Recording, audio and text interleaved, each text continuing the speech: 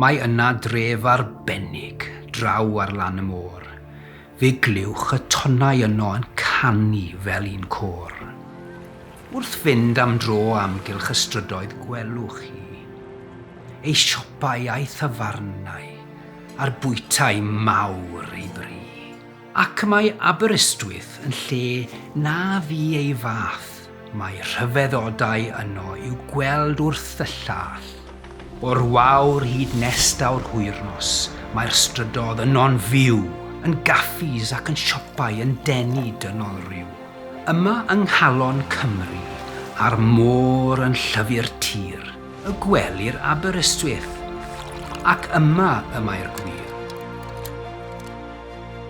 Ceir yma brofi'r hyd a gaid ar ddyfed gynt, a gad i wefr ei galon dyddenu ar dy hynt. Mae bywyd yma'n Aber, mae'r hwyl yn ddi ben draw, fe glywir chwerthin hyfryd heb ofni dim a ddaw. Mae bwyd a'i diod yma mewn deli sbesial iawn. Y mae ei cynnyrch difyr yn rheswm fod nhw'n llawn. A lle da am anrhegion yw'r siopau bychain hyn. Y siopau annibynnol yw gorau Tir Dyffryn.